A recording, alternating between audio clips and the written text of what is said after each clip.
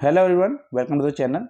તો આજે જે છે આપણે જીપીએસસી ઓલ ગુજરાત રેન્ક 2 એમનું જે ગુજરાતીનું પેપર હતું તો એમાં જે છે એ એમણે કઈ રીતે નિબંધ લખ્યો હતો એના વિશે આપણે ચર્ચા કરીશું. તો સૌપ્રથમ જે છે મારી અને મારા ટીમ વિશેની જાણકારી છે, જોઈ શકો છો. એક ટેલિગ્રામ ગ્રુપ પણ છે આપણું, GPSC is the future. Link તમને ડિસ્ક્રિપ્શન બોક્સમાં મળી જશે, તમે પ્રેક્ટિસ માટે એમાં જોઈન થઈ શકો છો.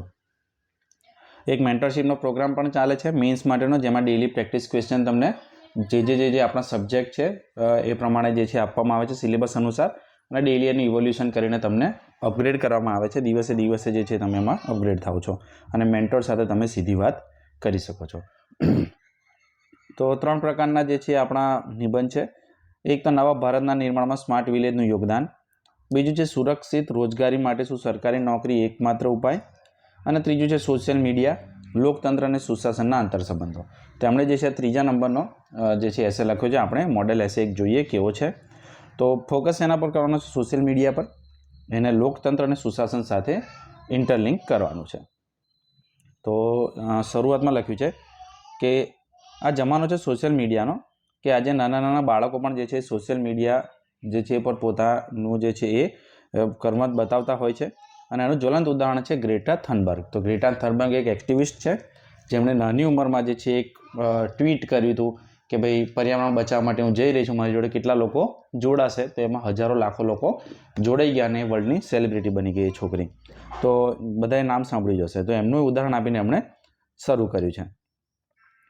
ત્યારબાદ એમણે લખ્યું છે કે દેશમાં જે છે એ જે યુવાન જે લીડર્સ હોય છે તો એનો જે છે એને એવોર્ડ આપવામાં આવ્યો. તો એનું કારણ શું છે? તો આટલી નાની ઉંમરે છોકરી આટલી મોટી લીડર બની, એનું કારણ શું? તો એમણે પ્રૂવ કર્યું કે ભાઈ સોશિયલ મીડિયા. ત્યારબાદ જે છે એના હકારાત્મક ઉપયોગની વાત કરવામાં આવી છે કે જો ભ્રષ્ટાચારી નેતાઓની માહિતી જે છે સાચી માહિતી સોશિયલ મીડિયાના માધ્યમથી લોકો સુધી પહોંચે તો એમને લોકો નહીં ચૂંટે, અથવા જે છે એ ક્રિમિનલાઇઝેશન ઓફ પોલિટિક્સ જે થઈ રહ્યું છે એ નહીં થાય. તો એ જે છે એ રીતે લોકતંત્ર મજબૂત થશે એવું એમણે બીજા ફકરામાં કીધું.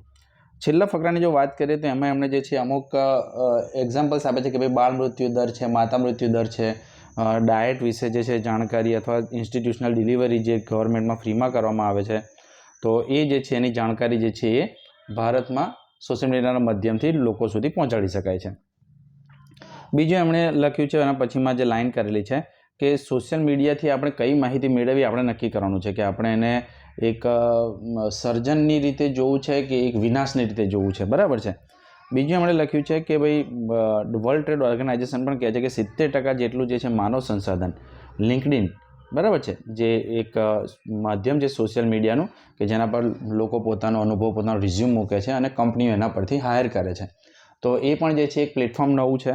તો એનો પણ જે છે એમણે એક્ઝામ્પલ આપ્યું છે. તો એમણે જે રૂટીન જે એક્ઝામ્પલ છે એનાથી આખો એસે લખ્યો છે. ત્યારબાદ એમણે લખ્યું છે કે જ્યારે કુપોષણ, રોગચાળો ને બધું હોય ત્યારે સોશિયલ મીડિયાના ઉપયોગથી લોકો સુધી માહિતી પહોંચાડવામાં આવે છે.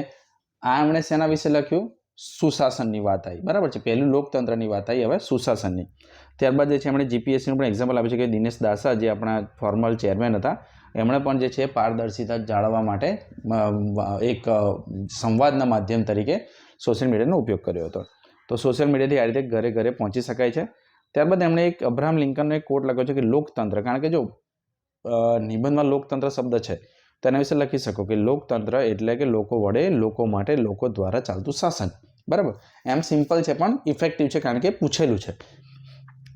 ત્યારબાદ જે છે એમણે એક જ ફકરાની અંદર એના થોડા નેગેટિવ પોઈન્ટ્સ પર લખ્યા છે. ખરેખર નેગેટિવ્સ હજુ વધારે એકાદ બે ફકરામાં લખ્યા હોત તોય ચાલત, પણ એમણે એક ફકરામાં કમસે કમ નેગેટિવ લખ્યા છે. જો આ ના લખ્યા હોત તો એમને એસે અધૂરો રહેત, કારણ કે એસીમાં હંમેશા આપણે પોઝિટિવ નેગેટિવ બંને પાસા લઈને ચાલતા હોય છે.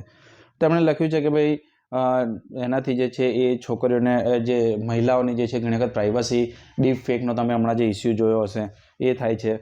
બીજું જે છે એ સોશિયલ મીડિયાને લઈને ફેક ન્યૂઝ સ્પ્રેડ થાય છે, એને લીધે જે છે ઘણી વખત સુશાસનમાં પ્રોબ્લેમ થતા હોય છે. તો આ રીતે છે કે જો આ માધ્યમનો ઉપયોગ યોગ્ય રીતે કરવામાં આવે તો એ સુશાસનને મજબૂત કરશે, એમાં કોઈ બેમત નથી. બરાબર છે. તો આ રીતે જે છે એમણે આખો એમનો એન્ડ કર્યો અને તમે જુઓ 8.5 માર્ક જે છે એમને આપવામાં આવે છે. તો એ ઘણા સારા કહેવાય, ખૂબ સારા માર્ક કહેવાય.